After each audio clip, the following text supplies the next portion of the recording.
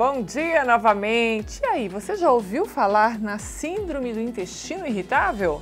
Essa alteração, apesar de ser considerada comum e atingir muitas pessoas, precisa de atenção redobrada para não se agravar. Por isso, bons hábitos de vida são determinantes para manter o bem-estar do organismo, deixando-o livre desses incômodos abdominais. A nutricionista Caroline Doneda está conosco hoje e vai falar exatamente sobre síndrome do intestino irritável. Bom dia, Carol, tudo bem? Bom dia, é um prazer estar aqui mais uma vez, Sarai. Bom, Carol, o prazer é sempre nosso. O que caracteriza esse tipo de síndrome?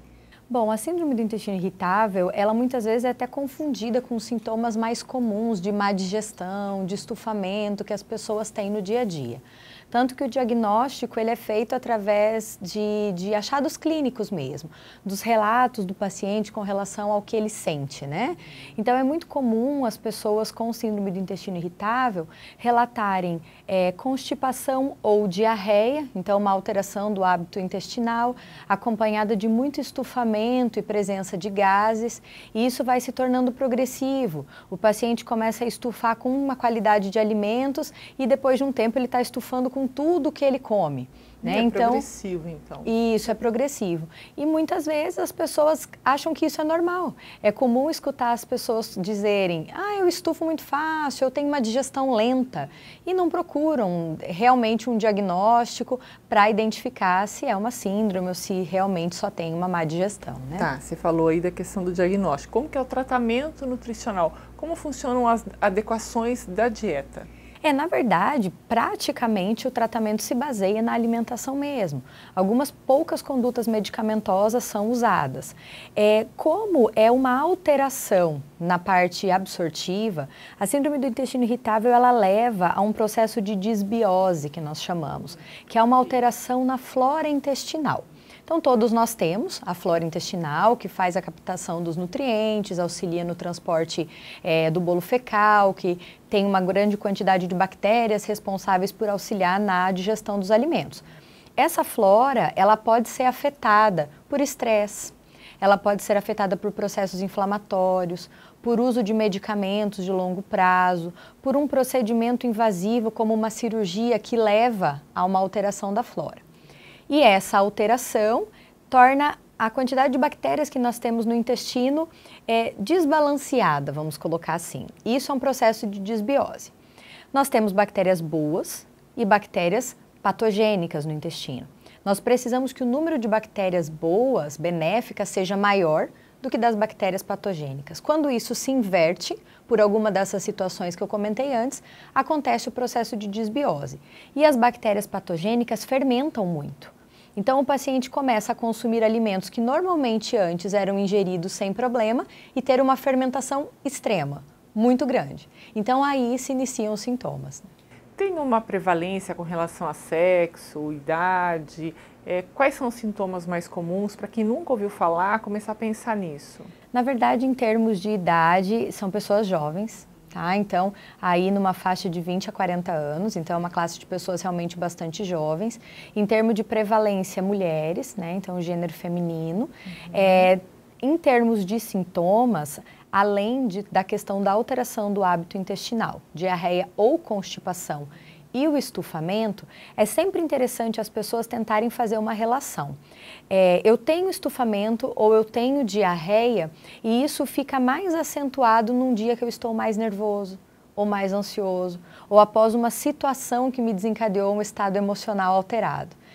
A gente costuma dizer que a síndrome do intestino irritável não é culpa da parte emocional e psicológica. No entanto, toda alteração emocional e psicológica é um gatilho para que os sintomas venham a se exacerbar. Né? Tá certo. Você está falando, eu estou lembrando, as pessoas ouvem, mas o sintoma, a questão do hábito intestinal alterado, a questão do estufamento, são sintomas muito parecidos com outros tipos de doenças ou alterações do trato gastrointestinal, né? Qual que é a diferença da síndrome do intestino irritável com a doença inflamatória intestinal, Carol? A síndrome do intestino irritável, ela pode até em alguns momentos ter sintomas muito parecidos realmente com a doença inflamatória, com o Crohn ou a retocolite. No entanto, a síndrome do intestino irritável é uma doença funcional. tá? Então, ela tem motivos de alteração de flora, de comportamento, a questão da parte emocional também. Enquanto a doença inflamatória intestinal é uma doença autoimune, né, que altera a questão toda do intestino em relação a um processo inflamatório que é gerado pelo próprio organismo. Então, ela é uma doença muito mais grave, é uma doença crônica, muito mais difícil de tratar, né? Então, é sempre importante, quando o paciente sentir alguma dessas questões que nós estamos colocando, ele procurar ajuda para que realmente o médico possa diferenciar. Caso seja uma síndrome do intestino irritável, vou colocar daqui a pouco como que a gente faz para auxiliar, né? Você me perguntou, acabei não completando as formas de que a alimentação pode auxiliar. E se for uma doença inflamatória, aí sim o médico entra com medicação, um tratamento realmente muito mais eficaz para esse tipo de doença, né?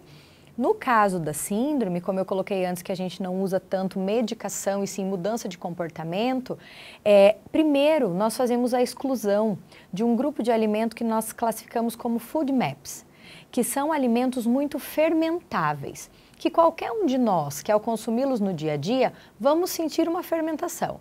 Mas esses pacientes têm muito maior, né, reação com isso, que é o feijão, a cebola, o alho, o repolho, por exemplo, as farinhas à base de trigo, os derivados de leite, que são alimentos que já fermentam naturalmente. Então, inicialmente, nós retiramos esses grupos alimentares e usamos de alguns suplementos para trabalhar a reposição de flora intestinal, reposição da quantidade de bactérias que estão ali em déficit, né? E depois desse tratamento inicial, na maioria dos casos, nós conseguimos reintroduzir os grupos alimentares e em quantidades moderadas esses pacientes conseguem ter uma alimentação minimamente normal.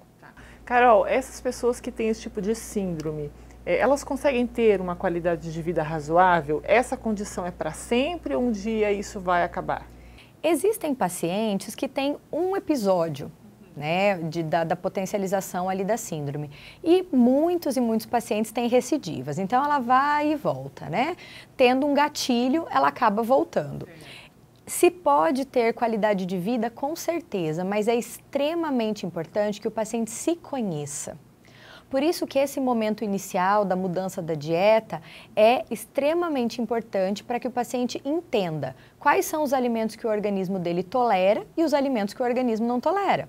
Então, quando nós retiramos os grupos alimentares e introduzimos grupo por grupo novamente, a gente entende quais são os grupos que realmente não podem ser consumidos. Se o paciente respeitar isso ao longo da vida, ele não vai ter grandes complicações, né? Não é à toa que o nosso intestino é considerado o segundo cérebro, né? Carol, obrigada pelos esclarecimentos, só tenha uma boa semana. E se você tiver alguma dúvida, já sabe, pode escrever para a gente, jornalismo@medicinesaude.tv.br, que a gente vai entregar para a nutricionista, para a Carol, que vai dar um jeitinho de vir aqui e esclarecer tudo para vocês, ok? Obrigada mais uma vez, Carol. Obrigada. E olha, no próximo bloco, Farmacêutica explica como é a segurança da cadeia medicamentosa em uma clínica médica. Rapidinho, a gente volta em instantes.